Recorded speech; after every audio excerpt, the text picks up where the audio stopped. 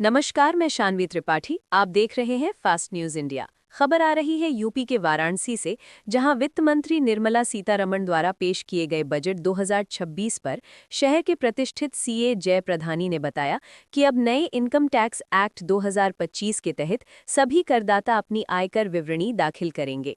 पुरानी आयकर कानून 1961 का अस्तित्व सरकार ने समाप्त कर दिया है। वित्त मंत्री सीतारमण जी का ये ऐतिहासिक बजट कहलाएगा। पूरी तरह से ग्रोथ ओरिएंटेड बजट उन्होंने पेश किया है, जो देश की अर्थव्यवस्था को तेजी के साथ आगे ले जाने का काम करेगा। नए इनकम टैक्स एक्ट 2025 के प्रावधान काफी सरल भाषा में लिखे गए हैं, जो कि एक आम आदमी को भी आसानी से समझ में आ जाने चाहिए। टैक्स स्लैब में कोई भी परिवर्तन नहीं किया गया है, जिसका मतलब हुआ कि अगले वित्तीय वर्ष 2025-26 में जिसकी भी इनकम 12 लाख रुपए तक की होगी, उसे 1 रुपए भी इनकम टैक्स नहीं भरना पड़ेगा। सैलरी वालों की आमदनी अगर 13.25 लाख तक की रहती है, तो भी उनको कोई भी आयकर नहीं लगेगी। इस वर्ष वित्तीय घाटा 4.4% का अनुमानित है और अगले वर्ष का वित्तीय घाटा 4.3% रखा है वित्त मंत्री जी ने, जिसे वो बाजार से कर्ज लेकर पूरा करेंगी। 12 लाख रुपए के कैपिटल निवेश की घोषणा निश्चित ही स्वागत योग्य है। इससे रोजगार के अवसर बढ़ेंगे और इकोनॉमी को ग्रोथ का जबरदस्त बूस्ट मिलेगा।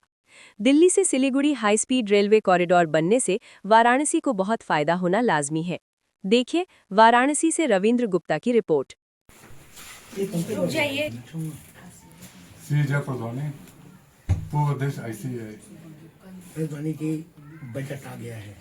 जिस तरह की उम्मीदें थी, आप जिस सेक्टर में काम करते हैं, आपको कितनी उम्मीदें थी, क्या उसको फुलफिल कर पाए बजट? देखिए, सीए जैसा हम हैं, सीए की बात करें तो 1961 में इनकम टैक्स एक्ट आया था। उन्होंने उस एक्ट को ख़त्म कर दिया कि उसमें इतनी जटिलताएं थी, इनकम टैक्स एक्ट में इतनी चेंजेस थे। सरकार नया एक्ट लेकर आई है 2025 इनकम टैक्स 2025। तो 1 अप्रैल 2026 से नया कानून आएगा इनकम टैक्स का। पुराना कानून खत्म 61 वाला, ये बहुत बड़ा चीज है। और जो नया कानून है वो बहुत सिंपल है, प्रोविजन उसके प्रावधान बहुत सिंपल है। आम आदमी इसको पढ़ेगा, समझ में आ जाएगी। फॉन्ट्स बहुत सिंपल है। ऐड कोई मोटा था, काफी कम कर दिया गया पहले से।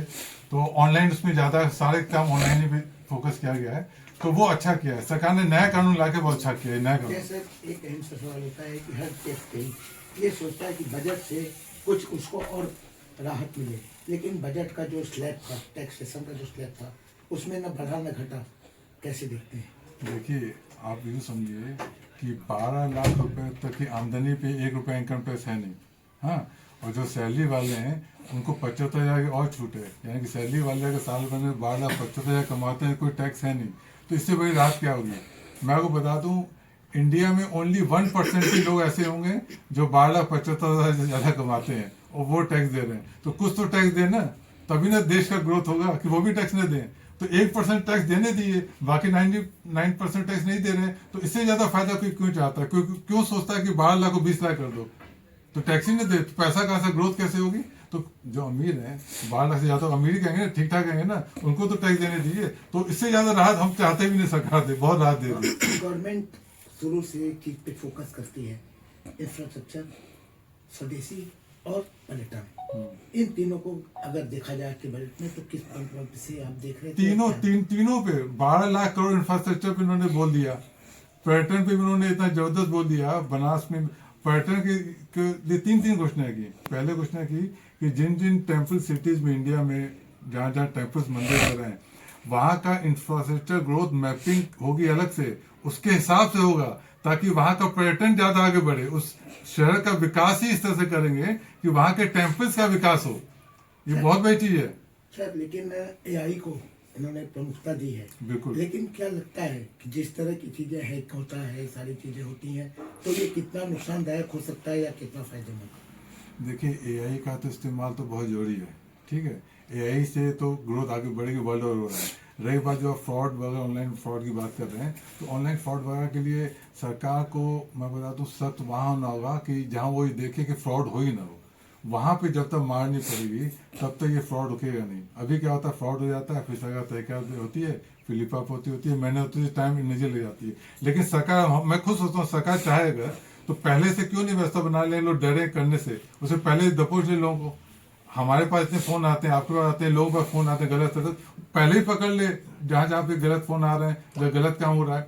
तो प्रोएक्टिव नहीं है। यहाँ वही स्टाइल है कि क्राइम हो जाएगा तब पुलिस एक्टिव होगी। हम कहते हैं क्राइम के पहले जहाँ पता है होगा ही होगा, व्यवस्था ऐसी बनी है तो वहां दबोचो, तो वो उसमें सरकार की थोड़ी कमी है। एक लास्ट क्वेश्चन, क्या लगता है जब तक लिखा पढ़ी कागज पे शुद्ध भाषा में होता था तब तक चीजें बहुत समाहित होती थी, अब जब भी चीजें डिजिटलाइजेशन हो गया है तो बहुत सी चीजें हैक हो जाती हैं या बहुत सी चीजें गड़बड़ हो जाती हैं, तो ऐसे में क्या लगता है कि वो ज्यादा प्रभावी हो पाएगा? नहीं, ये नहीं कह सकते। देखिए अब कागज वाली चीज बंद हो गई है, अब खत्म है वो, खत्म तो खत्म, और सही भी है।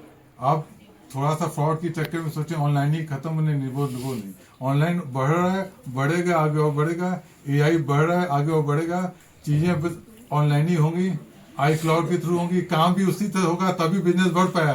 कागज में क्या काम हो पाता रहा, कुछ काम, कागज तो पुराने जन्म का है, अब भूल जाए कागज को। कहा जाए कि बजट से आप पूरी तरह संतुष्ट हैं? बिल्कुल 100% संतुष्ट है। 10 में 9, 9.5 मार्क्स देंगे, और इसी तरह से बजट सख्त लेती है, ग्रोथ की तो लेती है मैडम, ये हम लोग चाहते भी हैं। Thank you.